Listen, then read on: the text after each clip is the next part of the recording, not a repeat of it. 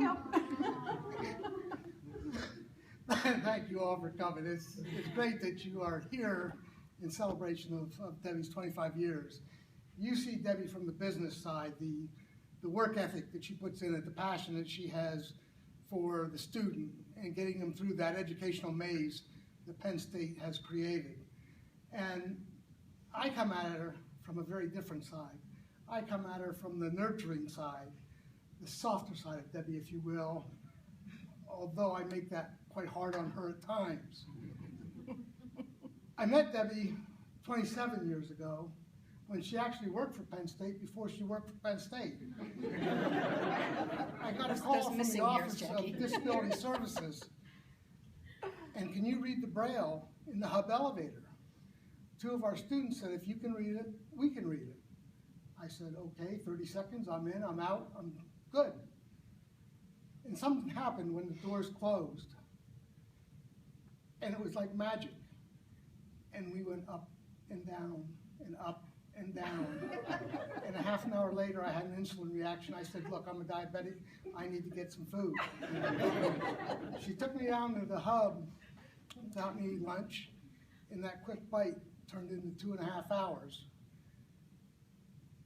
And I didn't even know it, but Debbie had classes to go to. She missed one. And I was doing something that I hadn't done in 3 years since I lost my sight. And that was, we were laughing and joking and having a good time. I knew I wanted to see her again, but I'm not the kind of guy that can just pick up a phone and say, hey, let's go out. I had to have a reason. There had to be something that I needed to call on. And by the time I got home that day, I had it figured out. So I called her and I said, Miss Marshall, don't you think if you want your program to be complete, we should check out some other elevators around here? And the next day, we went up and down all over campus. And we ended the day at the creamery. And at that, I needed to know something that didn't really bother me since my divorce, since I dated other women, but I had to know what this one looked like. And I asked her, what do you look like? And all I got was, I am hot.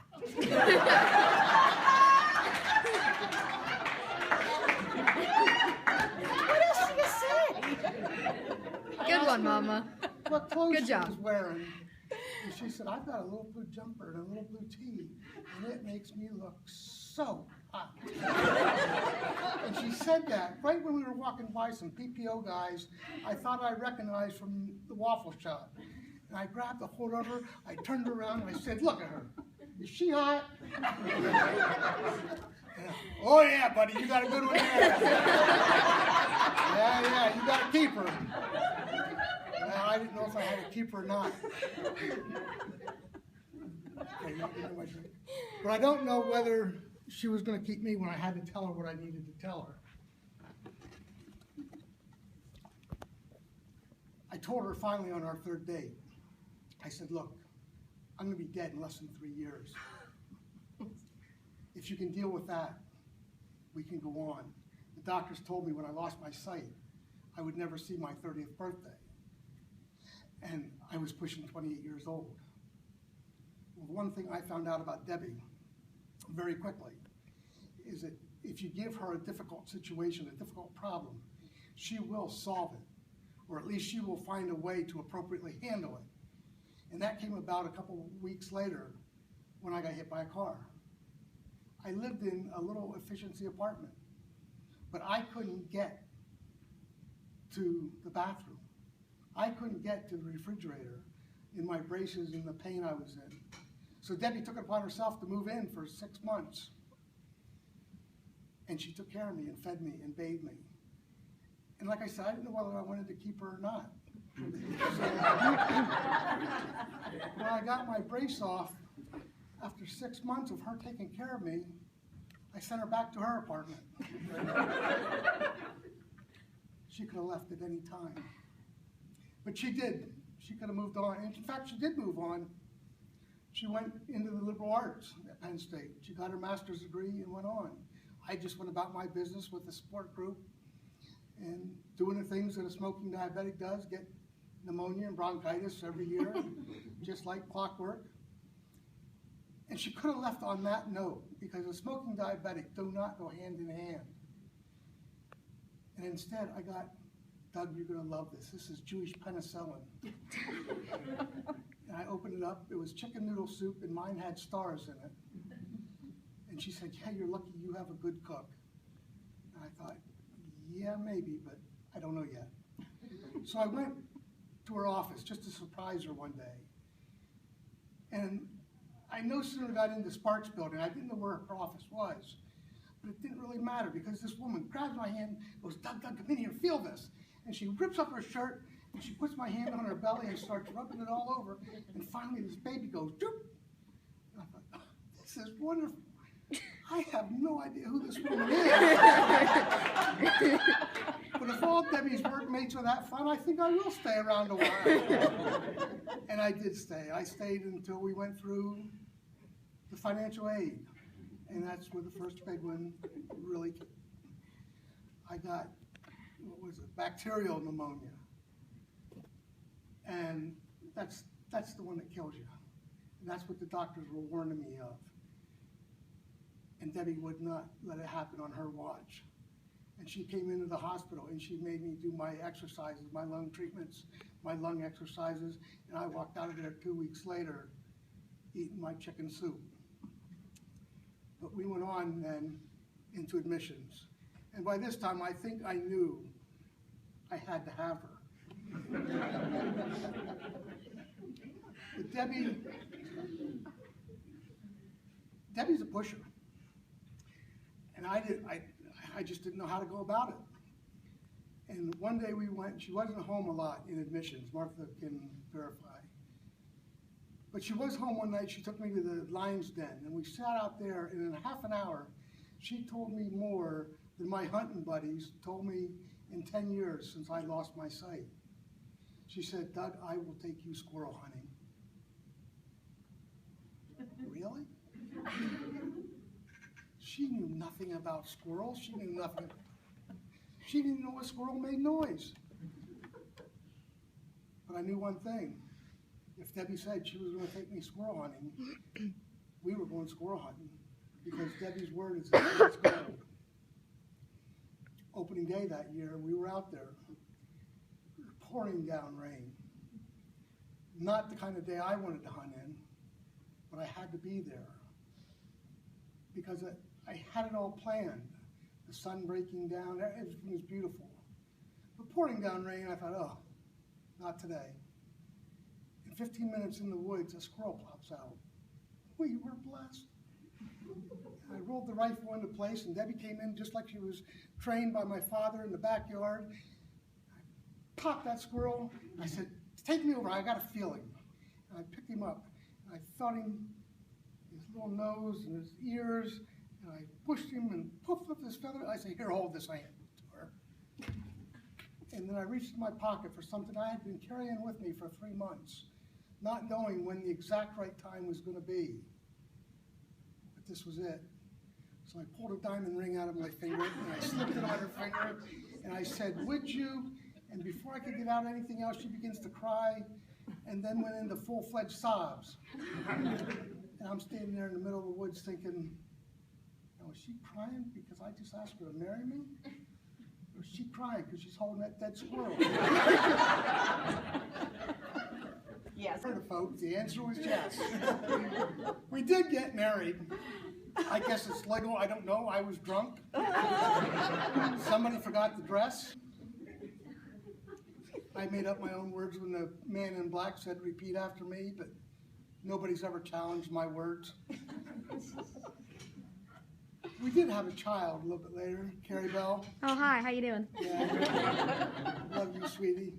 We let her get a little bigger, and we went off on our first family vacation, which was going to be our last for a long time. I like to hunt. They don't. They do girl things. Puerto Rico is a nice place to visit if you don't have viral pneumonia.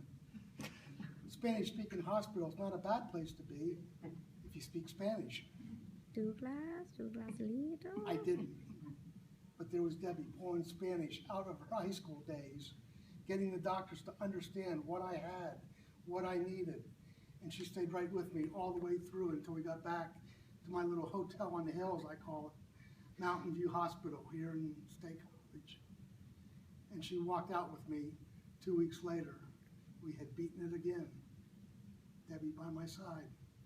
She moved on into agriculture, and she had a job that had a title, but it didn't have a description. It didn't have an origin. She was going to have to make it up as she goes. I thought, well, if she wants to play that game, I can play that game too. I had BOOP. I don't know what BOOP stands for. The P is pneumonia, or something like that. And the doctors came and gave me one of the scariest talks I ever had. They said, son, we don't know where it comes from, how to take care of it, but your lungs are filling up. And if they get much fuller, there's not much of an outcome. Debbie knew what to do. It wasn't chicken soup this time. She knew what I did. I prayed a lot. And she said, honey, you're going to have to pray. And she went and got the man in black. And he came and prayed with me and with us. I might have fallen asleep a couple times, but he still prayed. He also prayed for my father, who had had a stroke in the meantime. And unfortunately for my father, he didn't make it. He had a great life. And they had said his funeral. And I said to the doctors, I said, I don't care where I am within my recovery or not, I'm going to be at that funeral. I'll come back if you want me to, but I'm going to be there. And we kept praying. And something happened Monday night. They did their first scan in a couple days, and my lungs had begun to break. And they did another scan Tuesday morning, and the doctor came in and said, son, I don't know what happened, but your lungs are clear. You're free to go. I said, I know what happened. It was the good Lord above and the strong woman beside. And there was Debbie by my side the next day. And as Debbie does, she thinks ahead. And she had my little hunting stool out so that I could sit as I gave the eulogy for my father at the graveside. We don't know where Debbie went for the next year and a half. I don't think Debbie knew where she went for that year and a half. But somehow she ended up at World Campus. And up until then, I had been giving her straight shots, throwing fastballs at her. I had had my pneumonias, viral, bacterial, BOOP. I had had bronchitis of different kind, asthmatic, and the acute viral. I just had bronchial conditions all over. So the second day that she was working, I threw a stroke at her, something that she hadn't seen before, except that it's the same stroke my father had had. And somehow Debbie knew it wasn't medicine that was going to cure that one. And she got Carrie to stay by my side. And she got my son to come down from Boston. And my mother to come in. And they got me laughing. And they got me joking. And they got me healing. And I walked out of there with her one more time. You folks in World Campus are going to have her for another